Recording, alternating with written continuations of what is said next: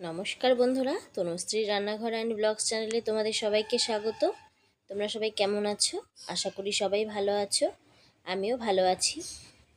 আজকে আমি তোমাদের সাথে চাল কুমড়োর চাকতলি বা পুরভরা চাল কুমড়োর ভাজার রেসিপি তোমাদের সাথে শেয়ার করছি। সো চলো তাহলে শুরু করা যাক আমার আজকের এই রেসিপিটি। ভিডিওটি ভালো লাগলে অবশ্যই একটা লাইক দিয়ে দেখা শুরু করো বন্ধুরা। দেখো কত ছোট্ট একটা আমি চাল কুমড়ো নিয়ে নিয়েছি, একদম হাতের তালুর থেকেও ছোট। এবারে চাল কুমড়োটাকে আমি এরকম করে গোল গোল করে কেটে নিয়ে মাঝখান দিয়ে এরকম করে কেটে নিয়েছি। এর ভেতরে কিন্তু আমাকে পুরগুলো ভরতে হবে, তো তাই এইভাবে মাঝ বরাবর টুকরো করে কিন্তু কেটে নিতে হবে। আর যদি চাল কুমড়োটা বড় হয় তাহলে কিন্তু এরকম মাঝখানে একটা টুকরো করে দুটো চাক বের হবে এর থেকে, সেটাও তোমাদেরকে আমি দেখিয়ে দিলাম। এইদিকে আমি নিয়ে নিয়েছি 1.5 চামচ সর্ষে আর নিয়ে নিয়েছি কয়েক কাঁচা লঙ্কা। এবারে এটার একটা মিহি পেস্ট বানিয়ে নিতে হবে। আমি শিলনোড়াতে খুব ভালো করে কিন্তু এটার একটা মিহি পেস্ট বানিয়ে নিয়েছি।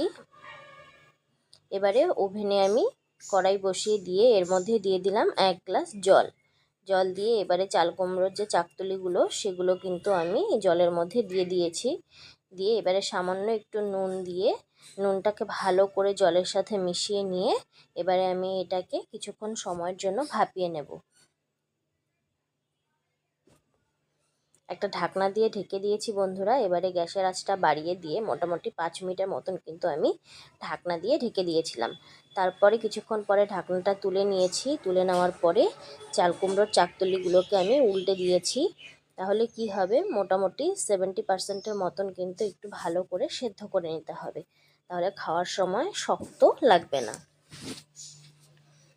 এইভাবে সেদ্ধ করতে হবে যাতে একদম গলেও না যায় আবার শক্তও না থাকে।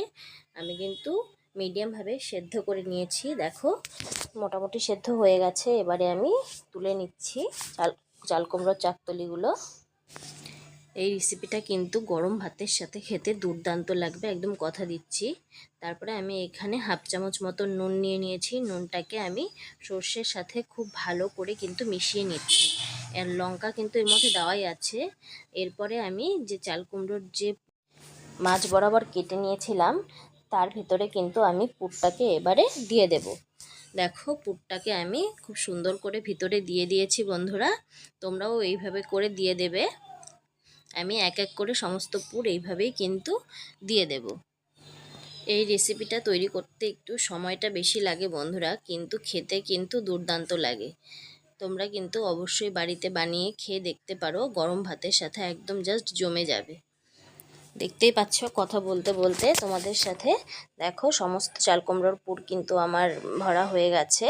এবারে একটা ব্যাটার বানিয়ে নেব। তার জন্য নিয়ে নিয়েছি একটা পাত্রে 2 চামচ চালের গুঁড়ো, এখানে নিয়ে নেব 2 চামচ বেসন, নিয়ে নিয়েছি 1 চামচ সুজি, নিয়ে নিয়েছি 1 চিমটে হলুদ গুঁড়ো, আর নিয়ে নিয়েছি নুন, আর নিয়ে নিয়েছি সামান্য একটু সাদা তেল। এবারে এটাকে খুব ভালো করে শুকনো হাতে কিন্তু কিছুক্ষণ সময়ের জন্য ভালো করে মেখে নিতে হবে। অনেকটা সময় নিয়ে মাখতে হবে, যতক্ষণ না পর্যন্ত এটাকে ভালো করে ময়াম দেওয়া না হচ্ছে। দেখো আমার কিন্তু মোটামুটি ভালোই ময়াম দেওয়া হয়ে গেছে, সেই কারণে মুঠো মুঠো হয়ে যাচ্ছে, তোমাদেরকে দেখিয়েও দিয়েছি। এবারে অল্প অল্প করে জল দিয়ে দিয়ে আমি একটা ভালো একটা মিহি ব্যাটার বানিয়ে নেব। দেখো এখানে আমি 1 কাপ জল দিয়ে দিয়েছি, দিয়ে খুব সুন্দর করে একটা ব্যাটার তৈরি করে নিয়েছি। ব্যাটারটাকে খুব ঘনও না আবার পাতলাও না, এরকম করে তৈরি করে নিতে হবে।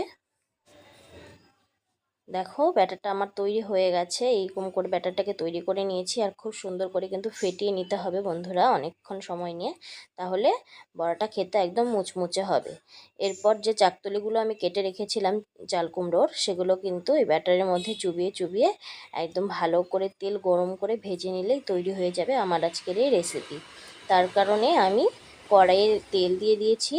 তেলটাকে এবারে ভালোভাবে গরম করে নেব। তেল গরম হয়ে গেলে এবারে এক এক করে আমি চাকতলিগুলোকে তেলের মধ্যে দিয়ে দেব। দেখো চাকতলির এক পাশ আমার ভাজা হয়ে গেছে চাল কুমড়োর, আমি আবার উল্টে দিয়েছি। এটা কিন্তু একদম লো টু মিডিয়াম আঁচে ভাজতে হবে।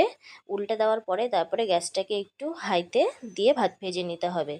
বেশি হাইতে দিয়ে ভাজলে কিন্তু চাল কুমড়োর যে পুরটা সেটা কিন্তু একদম পুড়ে যাবে, আর চাকতলিগুলো ভেতর থেকে শক্ত হয়ে যাবে। সেই কারণে গ্যাসের আঁচটাকে তোমরা খুব ভালো করে গরম করে নেবে আগে, নিয়ে তারপরে এরকম করে ভেজে নেবে। দেখো বন্ধুরা, কয়েকটা চাকতলি আমার ভাজা হয়ে গেছে, আমি তেল থেকে তুলে নিচ্ছি। আর তোমাদের যদি বন্ধুরা কালো লোহার কড়াই থাকে না, তাহলে ওর মধ্যে ভাজবে, তাহলে কিন্তু একদমই লেগে ধরবে না। আমি বাদবাকি চাকতলিগুলোও একইভাবে ভেজে নিচ্ছি।